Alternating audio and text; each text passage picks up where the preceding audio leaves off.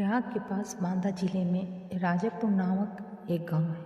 वहाँ आत्माराम दुबे नाम के एक प्रतिष्ठित सरयू ब्राह्मण रहते थे। उनकी धर्मपत्नी का नाम हुलसी था। नमस्कार मित्रों, आज की कहानी गोस्वामी तुलसीदास जी की और उनसे जुड़ी कुछ रोचक कथाओं का जिक्र करने जा रही हूँ। संवत 1554 की सावन शुक्ल सप्तमी के दिन अभुक्त मूल नक्षत्र में इन्हीं भाग्यवान दंपति के यहाँ 12 महीने तक गर्भ में रहने के बाद गोस्वामी तुलसीदास जी का जन्म हुआ। जन्मते समय बालक तुलसीदास रोए नहीं, किंतु उनके मुख से राम का शब्द निकला। और तीसरी अचंभित करने वाली बात थी कि उनके मुख में 32 दांत मौजूद थे। उनका डीलडौल 5 वर्ष के बालक जैसा था। और इस प्रकार के अद्भुत बालक को देखकर पिता अमंगल की शंका से भयभीत हो गए और उसके संबंध में कई प्रकार की कल्पनाएं करने लगे। माता हुलसी को यह देखकर बड़ी चिंता हुई। उन्होंने बालक के अनिष्ट की आशंका से 10वीं की रात को नवजात शिशु को अपनी दासी के साथ उसके ससुराल भेज दिया और दूसरे दिन स्वयं इस असार संसार को से चल बसी। दासी ने, जिसका नाम चुनिया था, बड़े प्रेम से बालक का पालन पोषण किया। जब तुलसीदास लगभग 5.5 वर्ष के हुए, चुनिया का भी देहांत हो गया और अब तो बालक अनाथ हो गया, द्वार द्वार भटकने लगा। इस पर जगत जननी पार्वती को उस होनहार बालक पर दया आई और वे ब्राह्मणी का भेष बनाकर धारण कर प्रतिदिन उसके पास जाती और उसे अपने हाथों से भोजन कराती। इधर भगवान शंकर जी की प्रेरणा से राम शैल पर रहने वाले श्री अनंतानंद जी के प्रिय शिष्य श्री नरहयानंद जी ने इस बालक को ढूंढ निकाला और उसका नाम राम बोला रखा। उसे वे अयोध्या ले गए और वहाँ संवत 1561 माघ शुक्ला पंचमी शुक्रवार को उसका यज्ञोपवीत संस्कार कराया। बिना सिखाए ही बालक राम बोला ने गायत्री मंत्र का उच्चारण किया, जिसे देखकर सभी लोग आश्चर्यचकित हो गए। इसके बाद नरहरि स्वामी ने वैष्णवों के 5 संस्कार करके राम बोला को राम मंत्र की दीक्षा दी और अयोध्या में ही रहकर उन्हें विद्याध्ययन कराने लगे। बालक राम बोला की बुद्धि बहुत प्रखर थी। एक बार गुरु मुख से जो सुन लेते थे उन्हें वह कंठस्थ हो जाता था। वहाँ से कुछ दिन बाद गुरु शिष्य दोनों सुकर क्षेत्र पहुँचे। वहाँ श्री नरहरि जी ने तुलसीदास को रामचरित्र सुनाया। कुछ दिन बाद वे काशी चले आए। काशी में शेष सनातन जी के पास रहकर तुलसीदास ने 15 वर्ष तक वेद वेदांग का अध्ययन किया। इधर उनकी लोक वासना कुछ जागृत हो उठी और अपने विद्या गुरु से आज्ञा लेकर वे अपनी जन्मभूमि को लौट आए। वहाँ आकर उन्होंने देखा कि उनका परिवार सब नष्ट हो चुका है। उन्होंने विधिपूर्वक अपने पिता आदि का श्राद्ध किया और वहीं रहकर लोगों को भगवान राम की कथा सुनाने लगे। संवत 1583 ज्येष्ठ शुक्ल 13 गुरुवार को भारद्वाज गोत्र की एक सुंदरी कन्या के साथ उनका विवाह हुआ और वे सुखपूर्वक अपनी नवविवाहिता वधू के साथ रहने लगे। एक बार उनकी स्त्री भाई के साथ अपने मायके चली गई। पीछे पीछे तुलसीदास जी भी वहाँ जा पहुँचे। उनकी पत्नी ने इस पर उन्हें बहुत धिक्कारा और कहा कि मेरे इस हार मांस के शरीर में जितनी तुम्हारी आसक्ति है, उससे आदि भी यदि भगवान में होती तो तुम्हारा बेड़ा पार हो गया होता। तुलसीदास जी को ये सब बहुत चुभे। वे एक क्षण भी वहाँ नहीं रुके और तुरंत वहाँ से चल दिए। वहाँ से चलकर तुलसीदास जी प्रयाग आए। वहाँ उन्होंने गृहस्थ वेश का परित्याग कर साधु वेश ग्रहण किया। फिर तीर्थाटन करते हुए काशी पहुँचे। मानसरोवर के पास उन्हें काकभुसुंडी जी के दर्शन हुए तो काशी में तुलसीदास जी राम कथा कहने लगे। वहाँ उन्हें एक दिन एक प्रेत मिला जिसने उन्हें हनुमान जी का पता बतलाया हनुमान जी से मिलकर तुलसीदास जी ने उनसे श्री रघुनाथ जी का दर्शन कराने की प्रार्थना की। हनुमान जी ने कहा, तुम्हें चित्रकूट में रघुनाथ जी के दर्शन होंगे। इस पर तुलसीदास जी चित्रकूट की ओर चल पड़े। चित्रकूट पहुंचकर रामघाट पर उन्होंने अपना आसन जमाया। एक दिन वे प्रदक्षिणा करने निकले थे। मार्ग में उन्हें श्री राम के दर्शन हुए।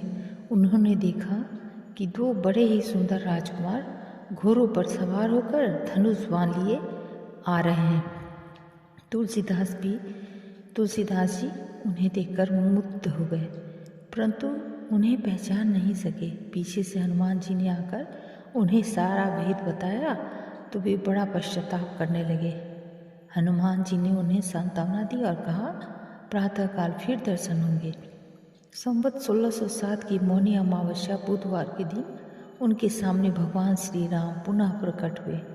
उन्होंने बालक रूप में तुलसीदास जी से कहा, बाबा हमें चंदन दो। हनुमान जी ने सोचा ये इस बार भी धोखा न खा जाए, इसलिए उन्होंने तोते का रूप धारण करके यह दोहा कहा, चित्रकूट के घाट पर भई संतन की विवेक, तुलसीदास चंदन घिसे तिलक देत रघुवीर। तुलसीदास जी इस अद्भुत छवि को निहार कर शरीर की शुद्धि भूल गए। भगवान ने अपने हाथ से चंदन लेकर अपने तथा तुलसीदास जी के मस्तक पर लगाया और अंतर्धान हो गए। संवत 1628 में ये हनुमान जी की आज्ञा से अयोध्या की ओर चल पड़े। उन दिनों प्रयाग में माघ मेला था। वहाँ कुछ दिन वे ठहर गए। पर्व के 6 दिन बाद एक बट वृक्ष के नीचे उन्हें भरद्वाज और याज्ञवल्क्य के मुनि के दर्शन हुए। वहाँ उस समय वही कथा हो रही थी जो उन्होंने सुकर क्षेत्र में अपने गुरु से सुनी थी। वहाँ से ये काशी चले आए और वहाँ प्रहलाद घाट पर एक ब्राह्मण के घर निवास किया। वहाँ उनके अंदर कवित्व शक्ति का स्फुरन हुआ और वे संस्कृत में पद रचना करने लगे। परंतु दिन में वे जितने पद रचते, रात्रि में वे सब लुप्त हो जाते और यह घटना रोज ही घटने लगी। 8वें दिन तुलसीदास जी को स्वप्न आया। भगवान शंकर ने उन्हें आदेश दिया कि तुम अपनी भाषा में काव्य रचना करो। तुलसीदास जी की नींद चढ़ गई और वे उठकर बैठ गए। उसी समय भगवान शिव और पार्वती उनके सामने प्रकट हुए। तुलसीदास जी ने उन्हें साष्टांग प्रणाम किया। शिव जी ने कहा, तुम अयोध्या में जाकर रहो और हिंदी में काव्य रचना करो। मेरे आशीर्वाद से तुम्हारी कविता सामवेद के समान फलवती होगी। इतना कहकर श्री गौरी शंकर अंतर्धान हो गए। तुलसीदास जी की उनकी आज्ञा शिरोधार कर काशी से अयोध्या चले आए। संवत 1631 का आरंभ हुआ। उस साल रामनवमी के दिन प्रायः वैसा ही योग था जैसा त्रेता युग में राम जन्म के दिन था। उस दिन प्रातः काल श्री तुलसीदास जी ने श्री रामचरितमानस की रचना प्रारंभ की। 2 वर्ष 7 महीने 26 दिन में ग्रंथ की समाप्ति हुई। संवत 1633 के मार्गशीर्ष शुक्ल पक्ष में राम विवाह के दिन 7 कांड पूर्ण हो गए। इसके बाद भगवान की आज्ञा से तुलसीदास जी काशी चले आए। वहाँ उन्होंने भगवान विश्वनाथ और माता अन्नपूर्णा को श्री रामचरितमानस सुनाया। रात को पुस्तक श्री विश्वनाथ जी के मंदिर में रख दी गई। सवेरे जब पट खोला गया तो उस पर लिखा हुआ पाया गया, सत्यम शिवम सुंदरम, और नीचे भगवान शंकर की सही थी, यानी कि दस्तखत। उस समय उपस्थित लोगों ने सत्यम शिवम सुंदरम की आवाज़ भी कानों से सुनी। इधर पंडितों ने जब यह बात सुनी तो उनके मन में ईर्ष्या उत्पन्न हुई। वे दल बांधकर तुलसीदास जी की निंदा करने लगे और उस पुस्तक को भी नष्ट कर देने का प्रयत्न करने लगे। उन्होंने पुस्तक चुराने के लिए 2 चोर भेजे। चोरों ने जाकर देखा कि तुलसीदास जी की कुटी के आसपास 2 वीर धनुष बाण लिए पहरा दे रहे हैं। वे बड़े ही सुंदर श्याम और गौर वर्ण के थे। उनके दर्शन से चोरों की बुद्धि शुद्ध हो गई। उन्होंने उसी समय से चोरी करना छोड़ दिया और भजन में लगे। तुलसीदास जी ने अपने लिए भगवान को कष्ट हुआ जान कुटी का सारा सामान लुटा दिया। पुस्तक अपने मित्र टोडरमल के यहाँ रख दी। इसके बाद उन्होंने एक दूसरी प्रति लिखी। उसी के आधार पर दूसरी प्रतिलिपियाँ तैयार की जाने लगी। पुस्तक का प्रचार दिनों दिन बढ़ने लगा। इधर पंडितों ने कोई उपाय नहीं देखकर श्री मधुसूदन सरस्वती को उस पुस्तक को देखने की प्रेरणा की। श्री मधुसूदन सरस्वती जी ने उसे देखकर बड़ी प्रसन्नता प्रकट की और उस पर यह सम्मति लिख दी। आनंद कानने हसमी जंगमस तुलसी तरु कविता मंजरी भांति राम भ्रमर भूषिता। इस काशी रूपी आनंद वन में तुलसीदास चलता फिरता तुलसी का पौधा है। उसकी कविता रूपी मंजरी बड़ी ही सुंदर है, जिस पर श्री राम रूपी भौरा सदा मंडराया करता है। पंडितों को इस पर भी संतोष नहीं हुआ। तब पुस्तक की परीक्षा का एक उपाय और सोचा गया।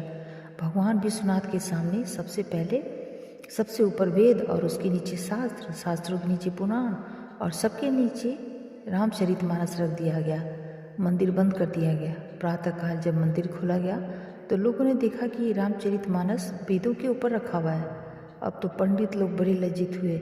उन्होंने तुलसीदास जी से क्षमा मांगी और भक्ति से उनका चरणोदक किया। तुलसीदास जी अब 80 घाट पर रहने लगे। रात को एक दिन कलयुग मूर्त रूप धारण कर उनके पास आया और उन्हें त्रास देने लगा। गोस्वामी जी ने हनुमान जी का ध्यान किया। हनुमान जी ने उन्हें विनय के पद रचने को कहा। इधर गोस्वामी जी ने विनय पत्रिका लिखी और भगवान के चरणों में उसे समर्पित कर दी। श्री राम ने उस पर अपने हस्ताक्षर कर दिए और तुलसीदास जी को निर्भय कर दिया। संवत 1680 श्रावण कृष्ण तृतीया शनिवार को 80 घाट पर गोस्वामी जी ने राम नाम करते हुए अपना शरीर परित्याग किया।